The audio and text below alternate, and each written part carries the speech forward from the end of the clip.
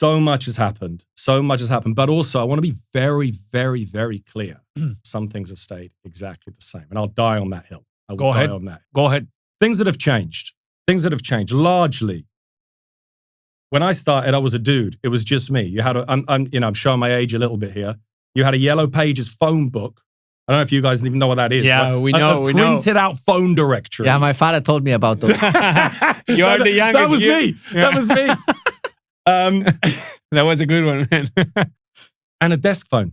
And we had like we had the But Blackberries. that one you have to like. No, I didn't have to Not do this. there. I didn't have to do this. Your father told you we about had it. to call. We were like, call a collect, Hello, like can connect you me. connect me with? Yeah. But here's the thing. Back then you did the whole thing. I was SDR. I was BDR. I was salesperson. I was customer success. I was account manager. I was marketing person. You wear all the hats. I tell you what, you learn so much. Yeah. Today, you got 5 different people for those jobs. Yeah.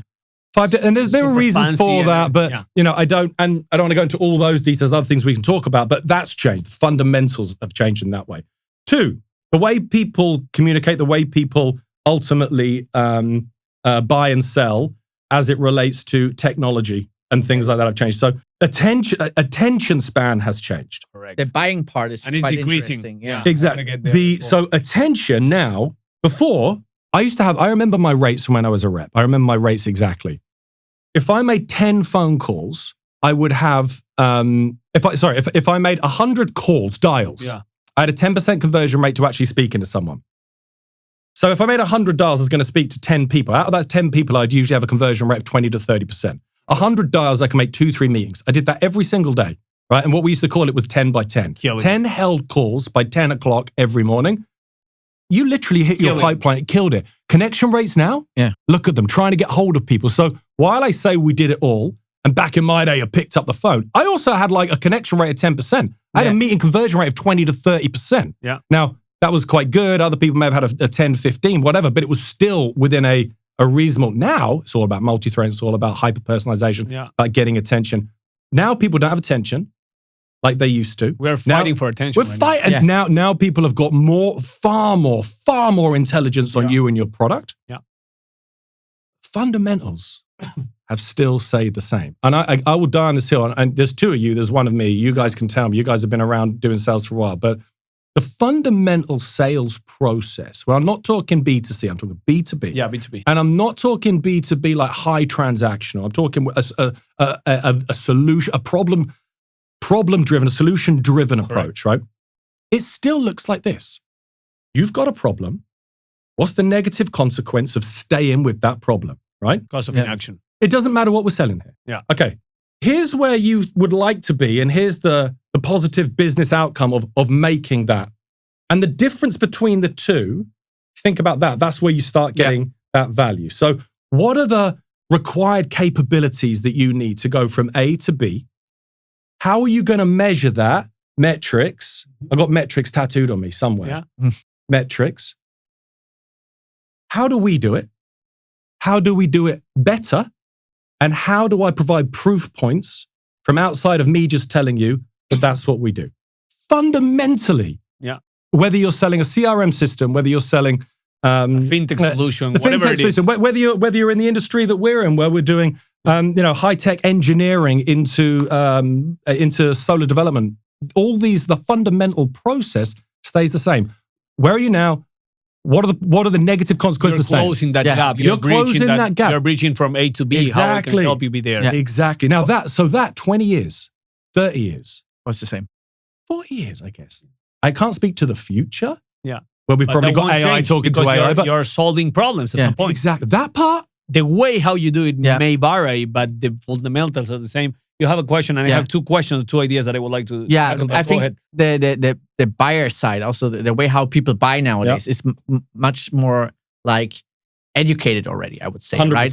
The people, before it was really like, okay, we have a solution in place. We didn't really look around, or we are maybe looking sometimes around, but now it's really, they got bombarded with targeted ads, how you could get a company over there. There's still a little piece of this that people forget. I always used to have this, I remember having this argument 10 years ago.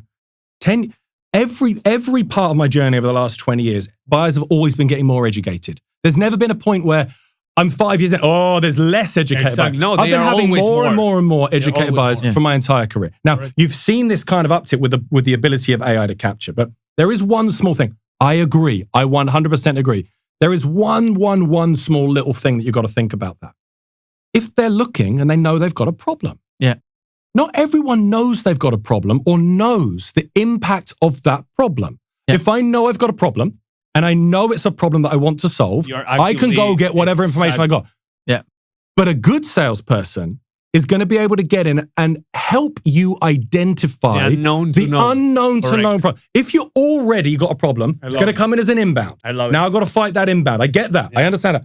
When I'm going out, I've got to be able to go and speak to companies and possibly, I'll be careful in saying disrupt their thinking, but at least illuminate and help them understand that perhaps that problem, maybe it isn't a problem, but perhaps that problem is causing them more of an impact than they actually know. And it's on me to educate them and help them realize that. There is something that you're mentioning, Chris, that it's, okay, how can we change the way they see, feel, and measure something in order to help them go from point A to point B? And this is what we call the buyer's pyramid. That basically the buyer's pyramid says different, it depends on the average in each industry and so on, but it says like just 2 to 3% of the whole total addressable market that you have right now that you tackle is ready to buy, actively searching. Yeah. This is so funny. Exactly. But then the rest, you need to do that exactly what you're saying, right? Yeah. Because no company out there is 100% happy with the solution. And at some point they don't even know that. Hey, all of my customers are 100% happy with. I just want to put that out there, because they all get socks.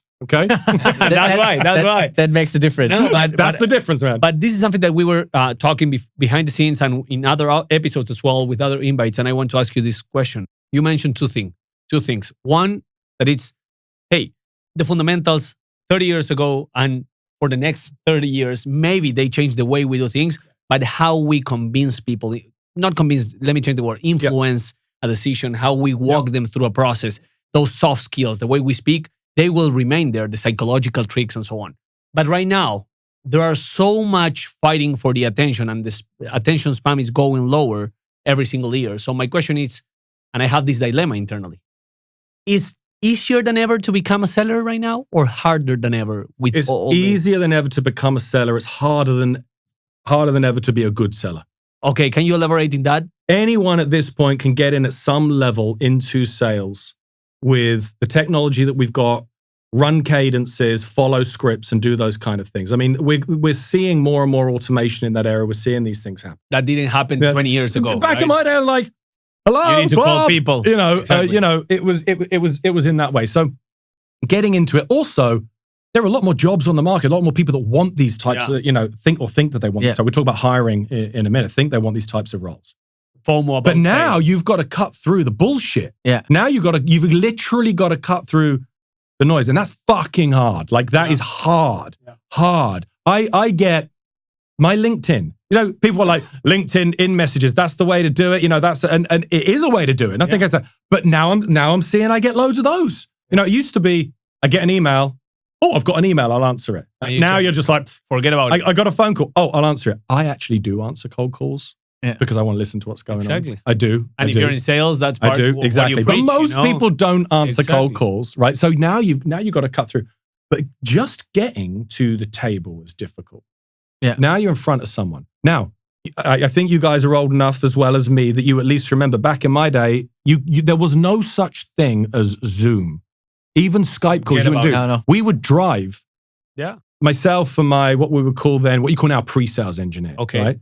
We would drive, we would tour, we'd get in the car, we'd drive, and we would go in person, we'd sit. Yeah. Where are things going?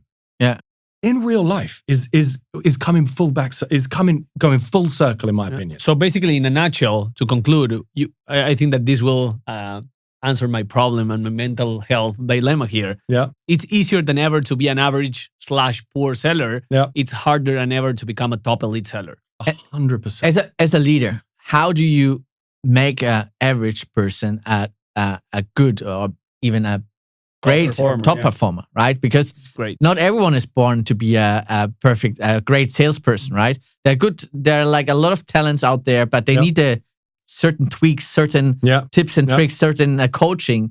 How do you do that, right? I had a pleasure for the audience out there. I had a pleasure to work with Chris. Explain a little bit because no one knows who he is. You took my, when you were asking me that, I said, Kevin, I got no idea, but you came and worked for me. Now you're interviewing me on a podcast. So I don't know what I did, but you do that. Yeah. Whatever the secret sauce is. Exactly. No, I mean, if there is one golden formula, and then I want your experience about how I was working with Chris as well.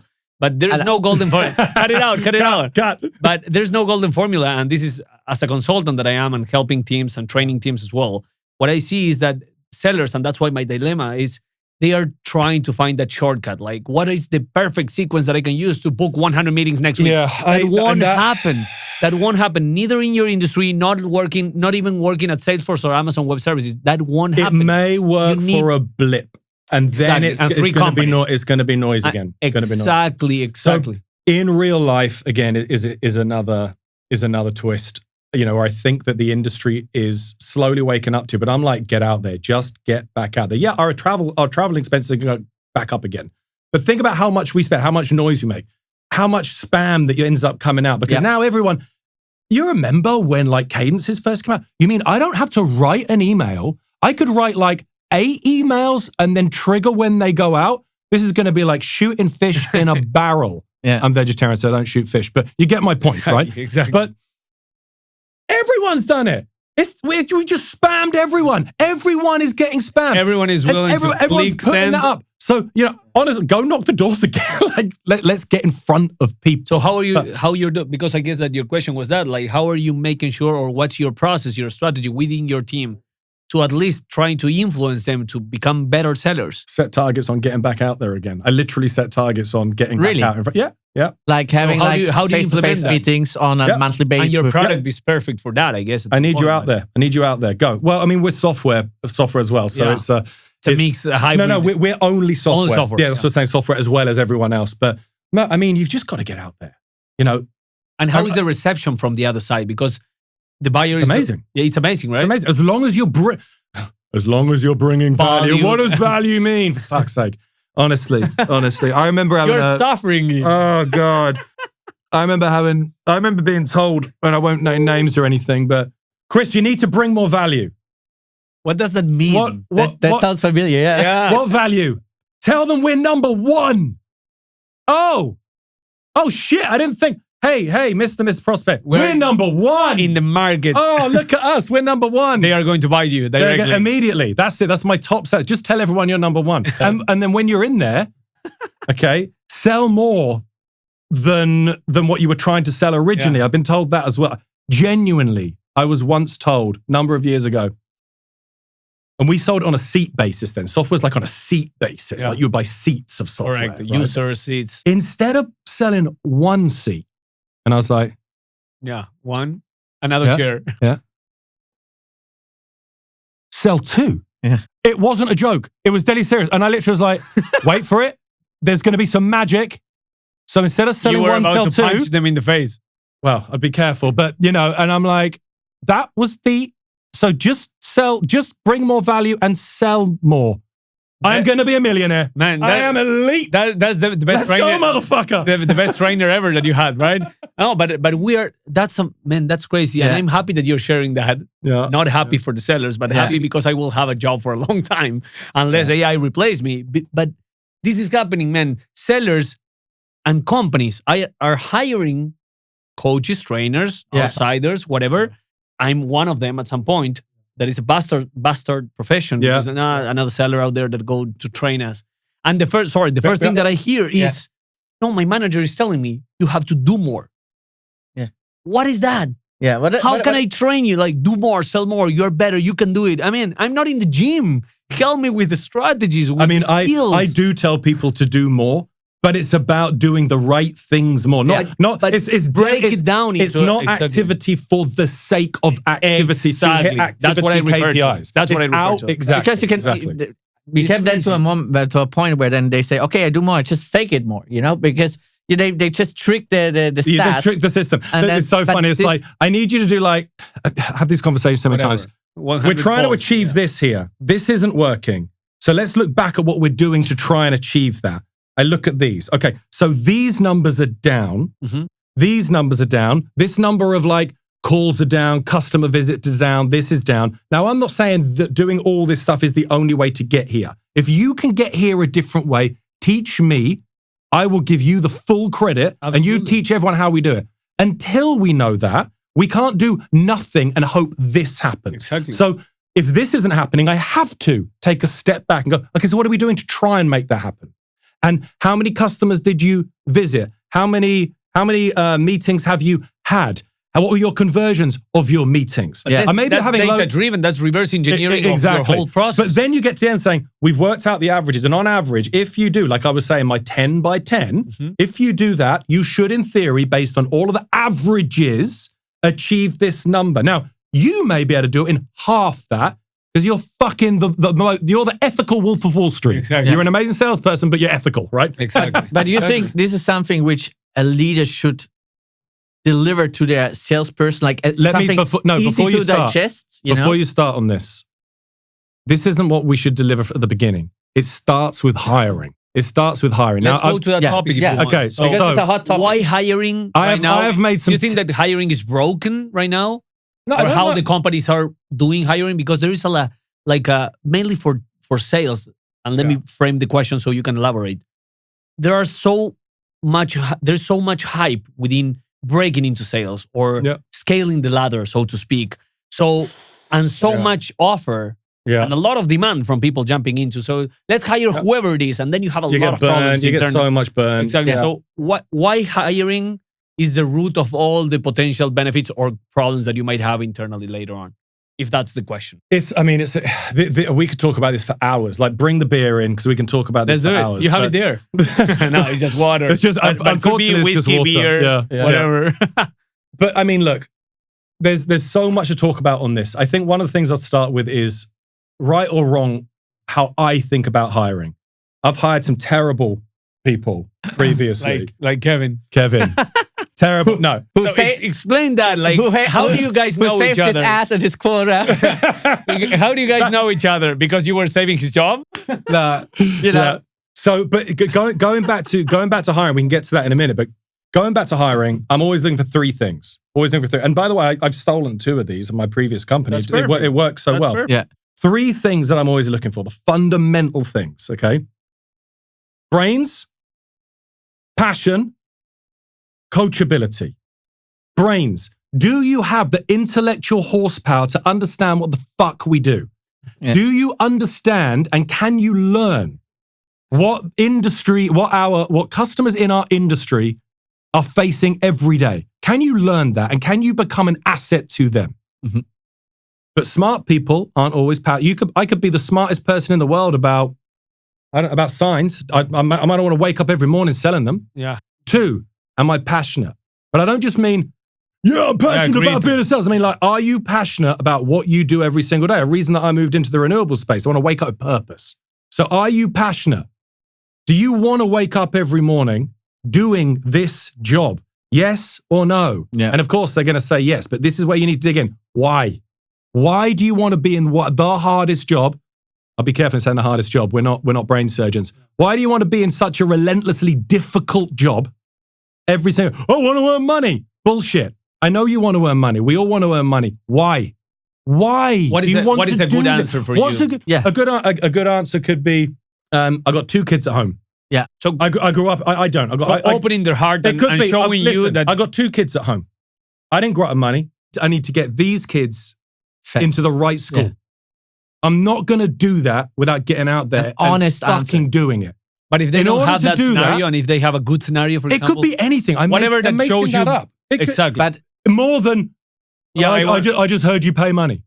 Okay, you can earn a lot of money in sales. You will learn a lot. You will also in sales have some of the worst times of your life. Absolutely. Yeah. I mean, I don't know if I can say this, but there's an old phrase. I'll be careful what I say. There's an old phrase. I don't use it. And they called it about sales, cocaine and razor blades.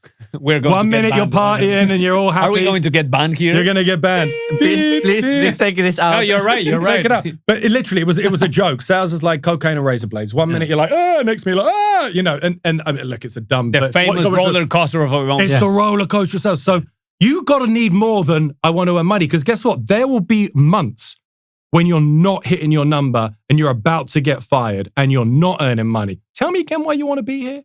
I want to earn money. You ain't earning any money. Tell me again why you're showing up the next day. Exactly. Has to be a reason.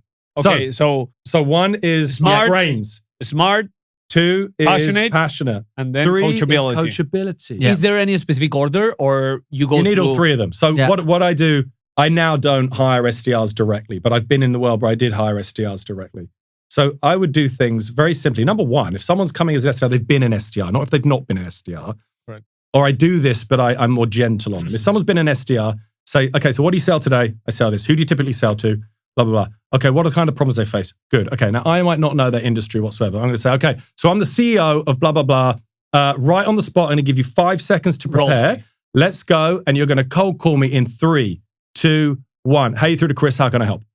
And I would see how they do. Now, how well they do on that cold call will show me the first step of this. They've done this before. They know what they're doing. We're in an interview scenario. It's going to be possibly a little bit more difficult than it would be when but we'll see. Then what I'm going to do is I'm going to say, okay, good. Here's a couple of pointers. Maybe you'd done that. Maybe you could have paused there. Maybe you could have just held back a little bit longer. No. Then I'll say, right, 5 seconds. We're going to go again. I push them down that same path and I listen. Did they take what I just said and tried to apply it? Or did that just go completely in one ear, out the other ear, and then they just did the same thing? Yeah. Coachability. I actually remember that. I love it. When I applied for the role. I'll take that one. When I applied for the role in Chris' team, not as an SDR, as an account executive, I remember 2 things. It's still, I think it's now around 7-8 years ago. One part was that I had to pitch. I had to pitch to Chris. I had to pitch to Chris. So that's exactly what he said. I had to do that. Do you have that on tape? No. It's like this. Yeah, we're like, yeah. So, and the second part was like, after the interview, I followed up. And he said, if you would not have followed up, maybe I would not have hired you. Yeah.